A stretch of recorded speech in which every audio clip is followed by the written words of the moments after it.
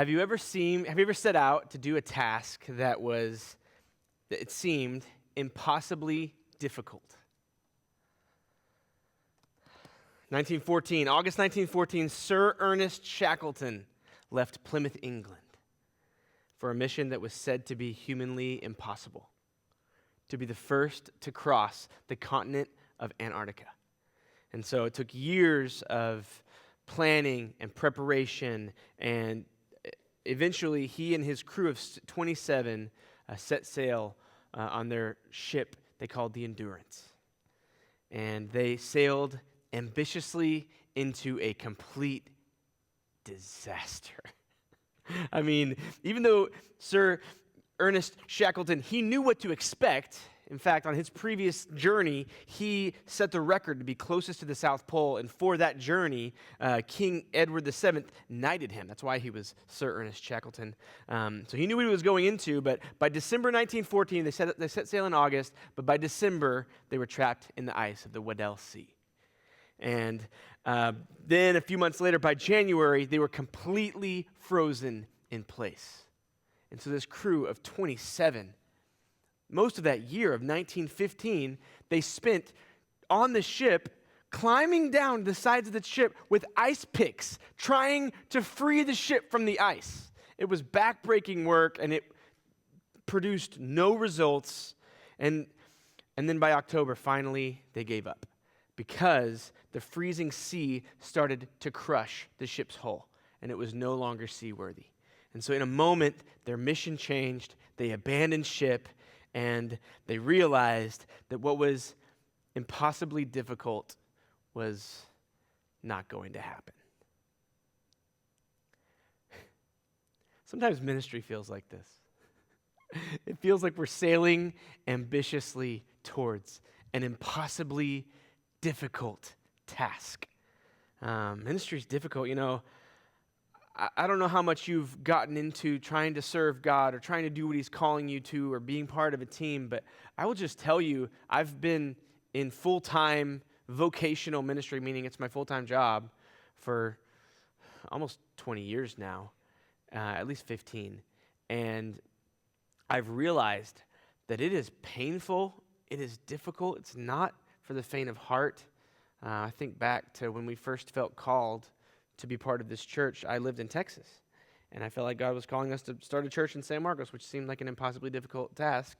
And I actually was talking to a pastor who was actually planning on being the first person to join our team to be on staff at the Hills. He was a pastor in Texas. I had met him through seminary, like a school for pastors, and he had suffered with a porn addiction and a pain pill addiction, and he had worked through those things, but he still had this crippling depression. And the week before we were supposed to do a church planting boot camp together, he and his wife, and me and my wife, he took his own life. And I realized that it's painful because relationships are painful, and when you lose someone, it just makes things that are already difficult even more impossibly difficult. And here we are. I mean, we're 6 years into being in the San Diego area. We're 4 years since the Hills launched the Sunday Experience, and we're still here. There's a group called the Malfers Group that says that between 50 and 80% of new churches close their doors in the first 5 years. And so here we are. The church still exists, but that just doesn't mean it's easy. In fact, it's really difficult. And I think we're not the only ones who have felt this. I think maybe to whatever degree you've tried to do ministry or be involved in living out God's mission for your life, maybe you've felt this too, that ministry sometimes feels impossibly difficult. Welcome to church, by the way. This is really, really life-giving, isn't it? So the question that I want to ask, and I think maybe Jesus' disciples were asking in the story that we're going to read in Matthew 14, is this: why? Why is ministry so impossibly difficult? So if you're here, maybe you're kind of considering this idea of giving your life to Jesus or serving Jesus with your life. I want to be honest with you. It is not going to be easy. And it's actually not going to get easier. It actually gets more and more difficult because Jesus, when you follow him, he places you in positions where you're out of your depth, man. And then he keeps doing it. And it keeps getting harder. Man, you have to say goodbye to people that you love.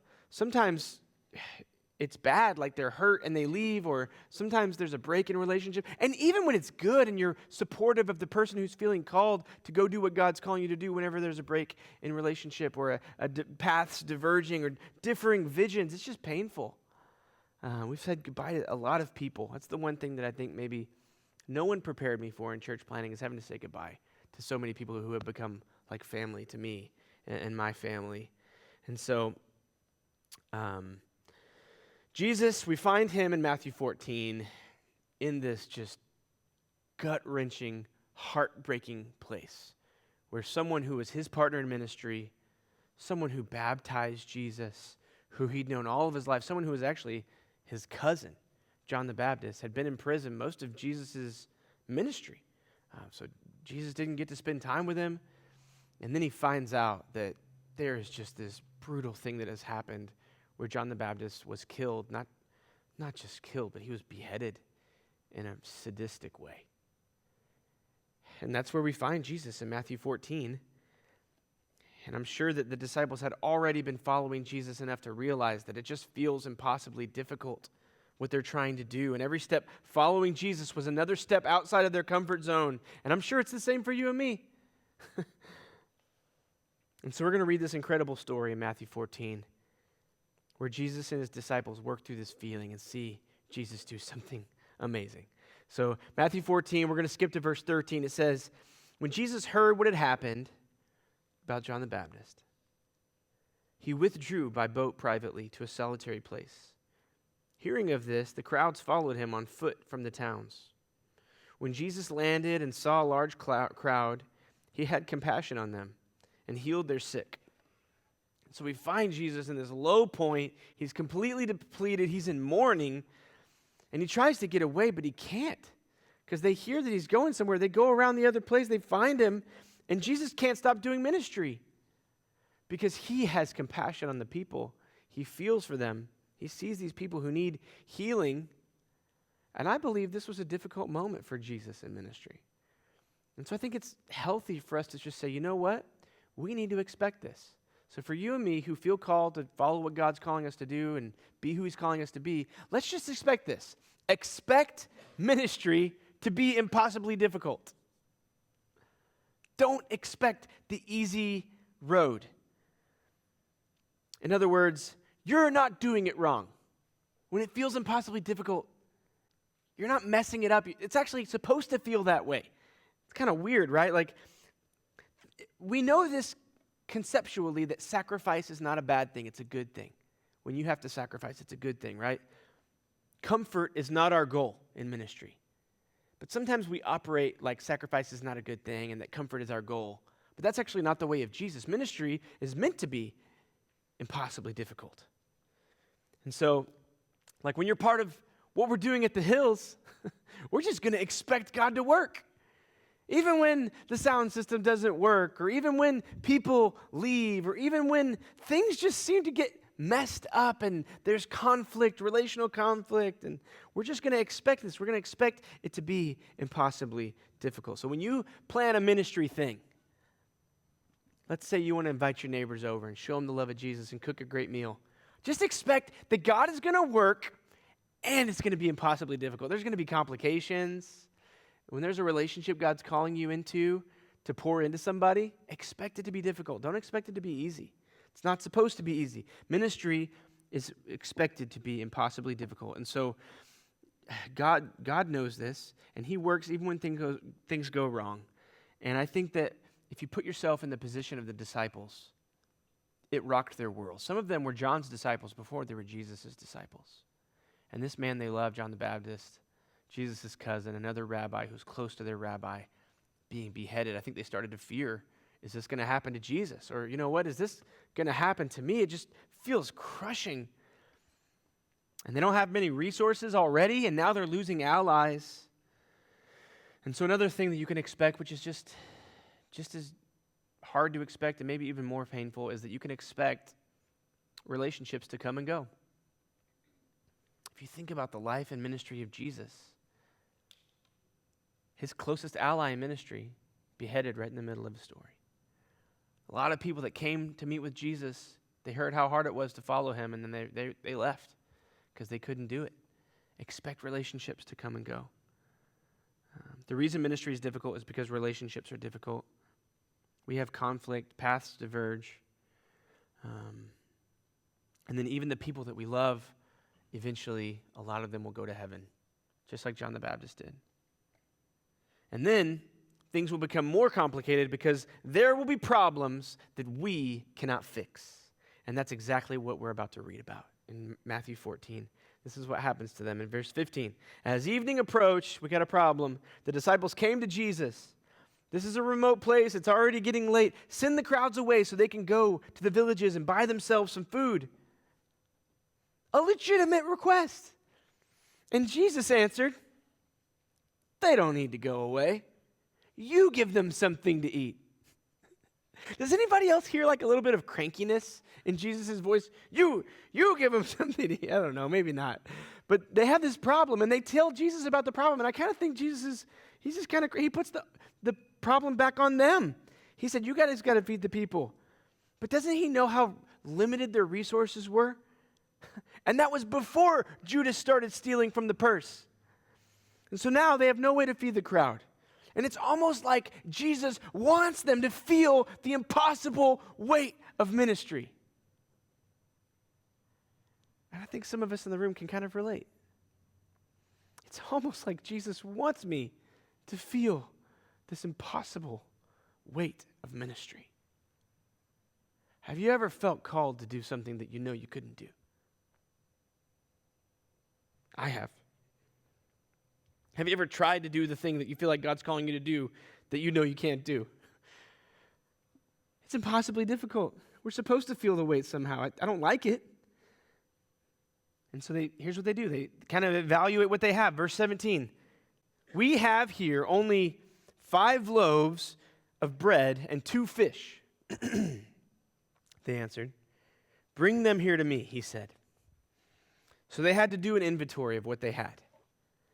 And this is a pivotal moment in their story because the disciples have a decision to make.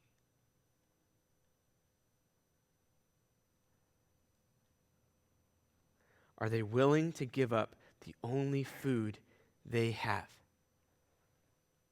Pay attention, because right here, this is a moment of faith from the disciples. It feels like they're going to have less if they give this little bit that they have to Jesus. Because they're giving it away. They will no longer have it. That feeling is real. When God is calling you to give something up, when he's calling you to be sacrificial, when he's calling you into ministry, that is the feeling we feel. And that feeling is real. And that pain you feel giving the thing that feels very lacking to God, it is a real pain. But let me tell you, there is a spirituality. The spiritual reality supersedes the laws of nature. And when he asks you to give him something and you do it, there is a miracle coming. And that requires faith. And the disciples had the faith to say, okay, 5 loaves and 2 fish, 5,000 people. Good luck, Jesus. Here you go. Verse 19, and he directed the people to sit on the grass. Taking the 5 loaves and the 2 fish, and looking up to heaven, he gave thanks. And he broke the loaves. Then he gave them to the disciples. And the disciples gave them to the people. And they all ate. Not some, not a few, not most. They all ate. And were satisfied. And the disciples picked up 12 basketfuls of broken pieces that were left over. The number of those who ate was about 5,000. By the way, we only counted the men. Wow. Jesus turns the 5 into 5,000 and bonus baskets for all the disciples. I don't think anybody saw this coming. You know, what we don't see as 21st century Americans, we don't see the parallel that everyone sitting in that crowd felt the moment they started handing out the bread. Because they had been told this story ever since they were little about how when God brought his people out into the wilderness and they had nothing, God said, they're not going to starve. I will be their provider. And God gave them manna from heaven. They didn't know what it is, so they called it manna, which means what is it? And it was bread, and they made bread from this manna that God. And so everybody who saw Jesus handing out all this bread in a miraculous way, they thought back to how, wow, God really does provide. And Jesus was telling them, he wasn't just showing them the provision of God. He himself is the provision of God. And if you look over to another version of this story in John chapter 6, John is a little bit more detailed in his account of the feeding of the 5,000. First of all, he says, by the way, it wasn't the disciples' bread and fish. It was this little boy who brought his lunchbox to Jesus and gave him the 5 loaves and the 2 fish. And then, by the way, after Jesus did this, here's what Jesus tells everyone. He says, I am the bread of life. Your ancestors, they ate manna in the wilderness, and they got hungry again. He says, eat my flesh and drink my blood, and you'll never hunger or thirst again. Jesus himself is our provision. This is what the gospel is. The gospel says you and I are hungry for something that nothing on this earth will satisfy. Only Jesus will satisfy. Not church, not religion, not ministry, not relationships, not any other relationship besides one, your relationship with Jesus. And he gave his life for you so that you could have a relationship with the Father through him. And we get to live this new life. And so, let's go back to our question, because if he was going to provide this supernatural provision to show us who he was the whole time, why not give him a tip, right? Like, why wouldn't he say, hey guys, it's going to be okay? Why let them feel the impossibly difficult weight of ministry the whole time? If he was going to provide, why did he have to make it feel so impossibly difficult? And here's the answer. Ministry is ridiculously difficult because you were not meant to do it in your own strength.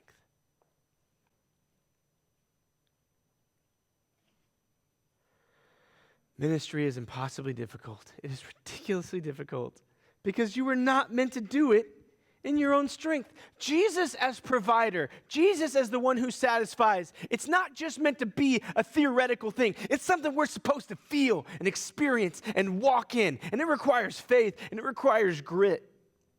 But we see him provide. And it's beautiful. Jesus provided the miracle. But the disciples were the ones to do the ministry. How many people did Jesus give food to? 0. He didn't give food to a single person. His disciples did the ministry. But it wasn't done through their own strength. They didn't do the miracle. They had work to do. I mean, it was hard work. Can you imagine feeding 5,000 people? 5,000 families, really. But they couldn't take credit for the miracle. I love that. Isn't that true of what we do, what God's calling us to do, the thing that's impossibly difficult that he's calling you to do? You may not know what it is yet. That's okay. You can't take credit for it because God's the one who's going to do the miracle. So you and I, we can kind of live with this expectancy because when ministry is difficult, you can just be expectant. You can expect Jesus to provide. He's not just going to provide what we need. Jesus is going to provide abundance. He's going to provide strength. He's going to provide opportunities. And ultimately, he's going to provide a team for us to do this together. Notice, whenever Jesus fed the 5,000, it wasn't enough for him to just feed the 5,000. He fed the 5,000, all their families. And then There were baskets full of food, 12 of them, one for each of the disciples. You know what we call that? Abundance. More than enough. You may look at what you have and feel like it's a lack, but the truth is God is providing you more than enough. And it won't always be in your timing. It'll be in his timing because you got to trust him for it. But Jesus provides an abundance, more than enough. And so if it doesn't feel like enough yet, it's just because your timing is off. He does provide more than enough. And it felt like less than enough to the disciples. So if you feel like what you have right now is less than enough, they can relate, but the time wasn't up yet. He provides supernaturally. He provides everything you need and more. The next thing he provides is strength. The disciples had to work hard to feed those 5,000. And even though they hadn't eaten all day, they had been fasting, right? They were hungry just like the rest of the people. But Jesus said, even on the no strength that you have, I'm going to be your strength. I'm going to give you a job. I'm going to give you a sense of purpose. And I'm going to give you the strength to accomplish what I'm calling you to do. I love that.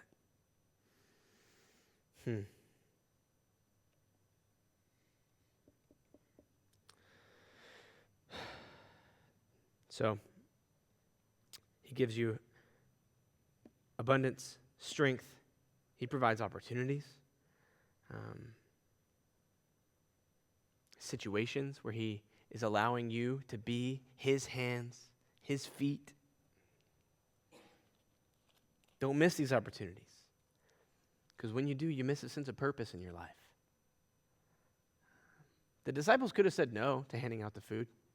You know what, Jesus, I haven't eaten all day. I'm going to eat, and then you guys pass out the food, and I'll join you after. No, they didn't do that.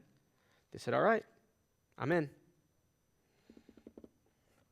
And then ultimately,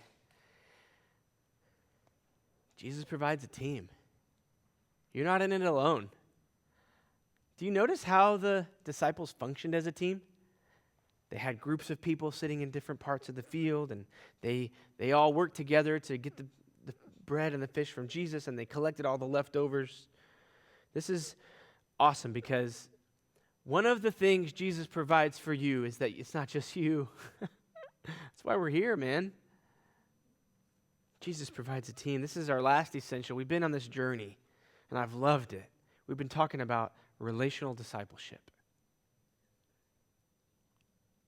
I've mentioned several times that I believe that the church has divorced the methods of Jesus from the message of Jesus. Because we can't make disciples without meaningful relationships. That's the only way Jesus made disciples. And so we've been going through the 7 essentials of relational discipleship. If you haven't been here, please go catch them online. They're so helpful. I'm going to hit the first 6, and then let's just camp out on number 7. So number 1 is abide in Christ. It's all about your relationship with Jesus. Number 2 is reach the lost.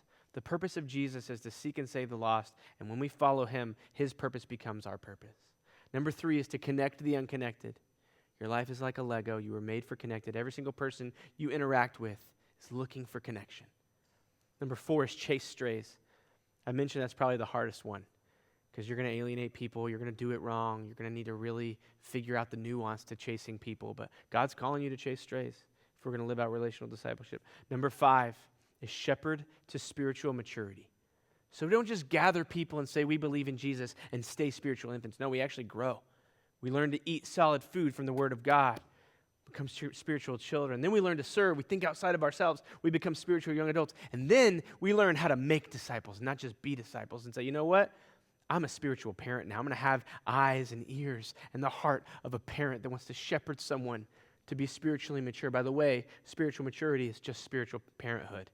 The most spiritually mature among us are the shepherds. It's not about knowledge. It's not about authority. It's about shepherding. So we shepherd to spiritual maturity. Number 6, talked about it last week. It's raise and release leaders to go and do what God's calling them to do and be what God's calling them to be. May we be a church that values that, raising and releasing leaders. And then number 7, this is the last one. You do not have to hear me talk about the 7 essentials of relational discipleship after this week. Praise God. We're just going to have to do it. We're not going to have to talk about it. We're just going to do it. But number 7 is function as a team. Function as a team. Jesus delegated the feeding. He wasn't joking when he told the disciples to feed them. He was being serious. And he wanted them to work together. And I believe it makes God smile when we work as a team. Parents in the room, doesn't it make you smile when you see your kids functioning like a team? When my kids want something that I've said no to, they usually band together really well to argue and show me the good points. And even though I'm still going to say no, I mean, every once in a while they'll change my mind, but even when I'm still saying no, I love seeing them function as a team. And I think God's the same way. He loves seeing us function as a team. He loves to see his children work together, and it requires humility. It requires vulnerability to be part of a team, to put yourself out there. And so I'm challenging you. Stop being a lone wolf. Being a lone wolf is stupid. If you look at nature, a wolf is the most vulnerable when it's alone. Wolves were made to be in packs. They're raised in packs. And the only small portion of a wolf's life where it's a lone wolf is when it's leaving its birth pack to go and start its own pack. And during that time, they're more vulnerable to be killed by other predators. Their life expectancy is much shorter. It's harder to hunt. It's harder to get food. I mean, it's just stupid to be a lone wolf. And for you, there may be a season where you kind of have to be a lone wolf, but this is not a lifestyle that we live out. And so here's what we do. You find your team. And this requires some faith because the enemy wants you to believe you don't have a team. God doesn't have a team for you. But that's not true. God's got a team for you. And honestly, it's not just here. It is a team that is for his kingdom and his purpose. And so if you're called to be part of the Hills Community Church, I believe there are people here who are going to be like teammates to you in your life. And I'm not saying come here at 7:15 to help set up, but if you want to come here at 7:15 to help set up next week, we will welcome you. I'm not saying that's the only way to be the team, right? Like the people who serve here, they find that sense of teamwork when they serve. People who serve on the hospitality team or the Hills Kids team or the production team. People who work together to help lead our groups or people who are in groups, they find a sense of team in that. But it's not just the structural, organization that makes the team. It's the relationships that make the team. And so I want you to have these eyes that are just always looking for like, okay, God, if you're calling me to do this, you're not calling me to do it alone. And we got to find our team. Find your team at the Hills. Find someone who's going to be in your corner. You're going to be in their corner. And it's not just the Hills. If God's calling you to go after your neighborhood, then you have a team in your neighborhood. God already has people in your neighborhood who are praying for their neighbors. They may even be praying for you. And you can find a sense of camaraderie, whether they're part of the Hills or not. I believe there's a team waiting for you in your neighborhood. Just go find them. Maybe if you think about your family unit or your extended family, you want to reach them. You're not the only one that wants to reach them. Find your team and your family. Think about your places that you're at regularly, your work, your school, your gym. If God's calling you to reach those people, you're not the only one he's calling. So find your team. Kind of have this mentality wherever you go, like, you know what? I'm on the search for my team because God's calling me to do this. And one of the things he provides is a team. And we're in this together. And when you find him, you link arms.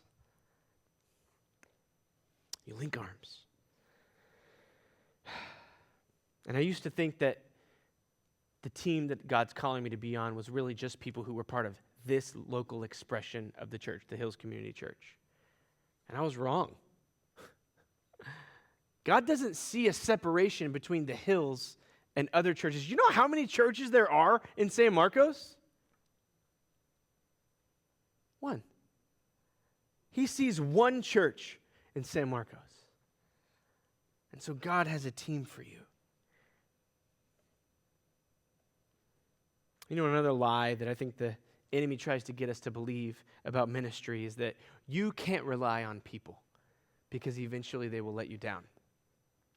And the best lies always have like a thin layer of truth in them, huh? Anybody here ever been let down? Some of you could probably raise your hand and say, I've let you down. And actually, God's not surprised when people let you down. And relationships may come and go, and sometimes partnerships are lifelong, and that's beautiful, and we would love that. We would love to partner together for generations to reach our city. But sometimes the partnerships and the team is for a season, and that's okay. Because even though you can't rely on one person to be your teammate for the rest of your life, you can rely on God always having your back and always having a team for you. And so even though people will let you down, the people of God will always accomplish the mission of Jesus, because it's not just our mission, it's Jesus' mission. And he can't fail. He doesn't know how. So when we come together and say, you know what, we're going to be on this team to accomplish the mission of Jesus, there's no way we can fail. And so this should free us up to do our part. You know, in relational discipleship, we always say there's three parts. There's your part, there's God's part, and there's their part. You can't force anyone to do their part. If God's calling you to be in some kind of discipleship relationship with someone, you can't force it, right? You just have to do your part. And if they're not doing their part, maybe it's time for you to go find someone who's willing to do their part. God always does his part. He does his part in your life. He does his part in their life. But here's what you are freed up to do. You are freed up to do your part even when it feels like the resources might run out. Because that's exactly what the disciples did. They had 5 loaves of bread, 2 fish. They were not, I don't know how good they were at math, but they knew that wouldn't feed the crowd. But they said, you know what, Jesus? Okay, I'm going to do my part even when it feels like the resources might run out.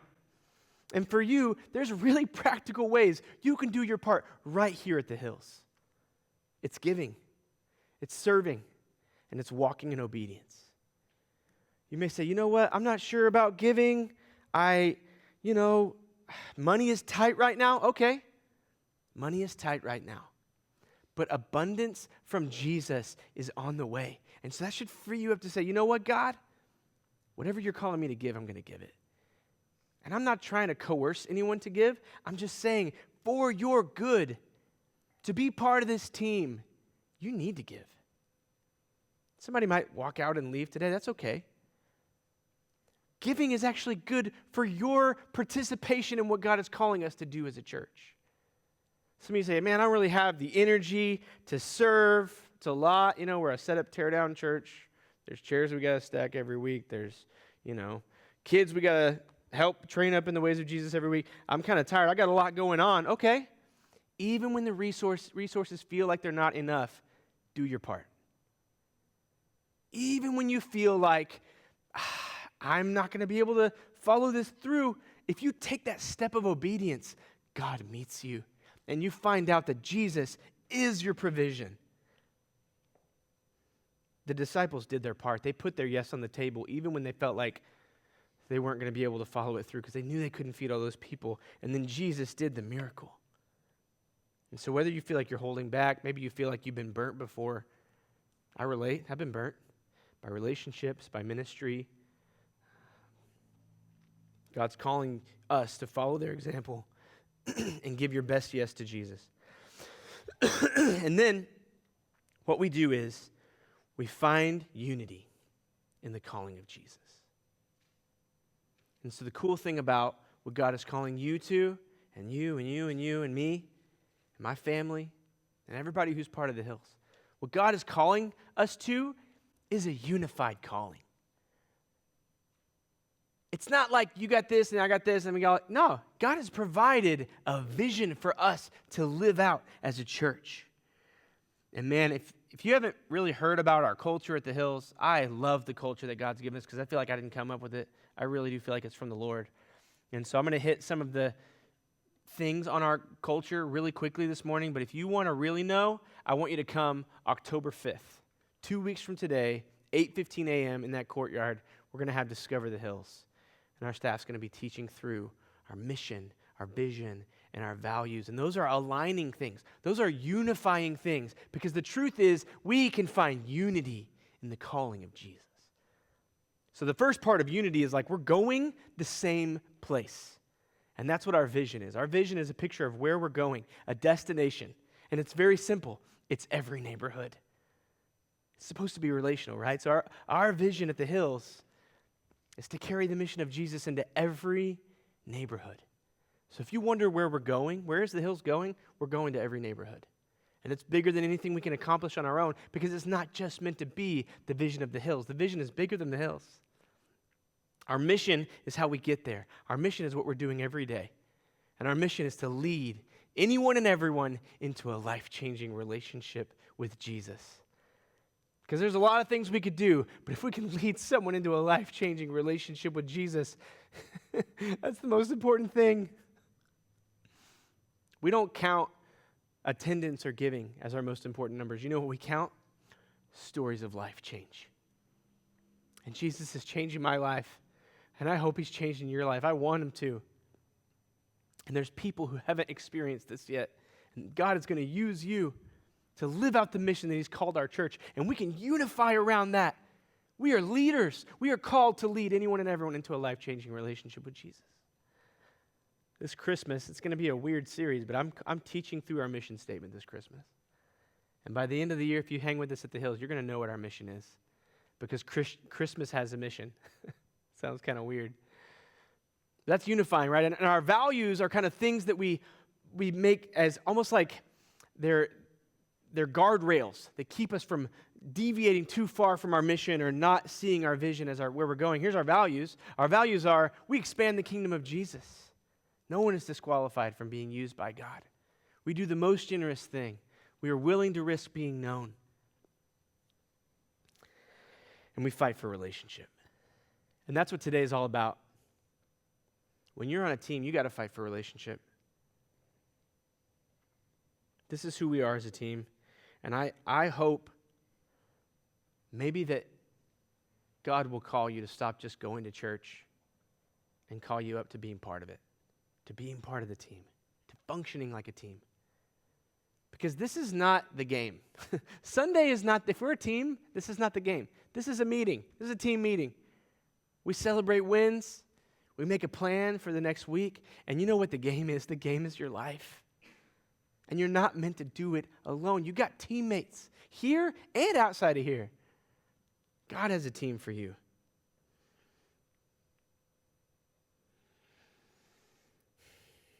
And the cool thing is, Jesus will change your life even more as you live out what he's calling you to do and who he's calling you to be in the context of the relationships that you build on a team.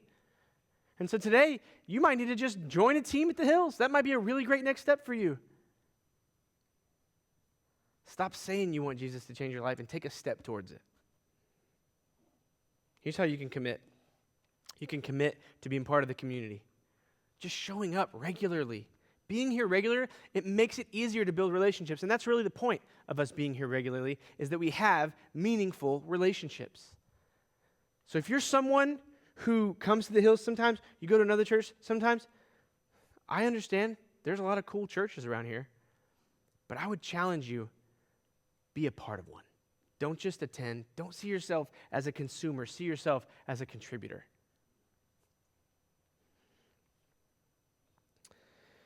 And then see yourself as a contributor through giving and through serving. These are meaningful things that God has for you. It's really cool because we live out this impossibly difficult task of ministry together. And the strength of the team is not just in the sum of the parts. In fact, God says in his word over and over again, I read it this morning in 1 Corinthians, when we are together, functioning as a team, he says we're not just people. We are the body of Christ. And there is power in us being the body of Christ together because we've got different gifts and different resources. And we come together, there is this supernatural unity in the Spirit of God working in our church and the church. And so we got to stop reverting to a lone wolf mentality because we need each other. I kind of did some research about the 2008 Olympic basketball men's team. And coming out of 2004, if you remember the U.S. national team in Athens, the Olympics in 2004, they were supposed to be the undisputed kings of basketball. The United States had destroyed, they weren't the dream team anymore, but they still had most of the biggest superstars in the NBA on the team besides Shaq and Kobe. And what happened was, even though they were supposed to cruise to gold, they did not function like a team. In the first game, they lost to Puerto Rico by 19 points. It was embarrassing. And so they kind of had resorted to this lone wolf mentality where they thought they could do it on the backs of, one player. And then they lost another game to Argentina, and that sealed their fate that they would not get to play for gold. And even though they did beat Lithuania in the bronze medal game, the victory was hollow. And so looking ahead to the 2008 Olympics in Beijing, they recruited a different kind of coach, a coach who valued teamwork. I actually talked about him last week. His name is Mike Krzyzewski, Coach K. And Coach K knew how to deal with these larger-than-life athletes who were kind of the kings of their own teams. But it required a little bit of humility as they came together, and they recruited Kobe Bryant, who brought the biggest impact probably of any player could have brought in 2008. And bringing in Kobe brought in a new level of determination and competition, but it also raised the level of conflict. When people come in and they're ready to do something, sometimes it just requires working together in a way that is humbling. But they worked through that conflict. Just like we need to work through our conflict to fight for relationship, to build unity. And can I tell you that team in 2008, they won every game by an average of 27 points. Not because the team was that much different, but because the way they saw the team was different. They worked for the good of the team, not just the good of the individual. You know what they called them? They called them the redeemed team. And I think that in the mission of Jesus, God is calling us to be just like that, to lay down our pride and say, it's not about me. It's not even about the hills. It's about the kingdom. God is calling us to redeem the team. He wants to lay down our egos and allow the strength that God has given every single one of us to be used in the supernatural conjunction working of the greatest team ever assembled in the history of the world, the church, the body of Christ. That's how we redeem the team. That's why I hope today you'll leave and you'll take a step towards that, even if it means you leave the hills. I have a friend that changed churches recently. And when he first told me, I had invited him to the hills. They came to our kids' camp. And I was kind of jealous that they were joining this other church. And then after I kind of shook off the jealousy and tried to be kingdom-minded, I realized they went from being consumers at one church to being contributors at another church. And that is a win for the kingdom, even though they're not at the hills. And so if you feel like you're in between churches and you feel like you need to go to another one, hey, we'll bless you and say, you know what? We're in this for the kingdom, not just for the hills. Let's be part of the team. Let's invest in the team. Let's be real. Let's be contributors. I'm going to pray, and then I'm going to invite the team who went to Brooklyn a few weeks ago, New York, and we're going to kind of talk about what our teamwork looked like for this team.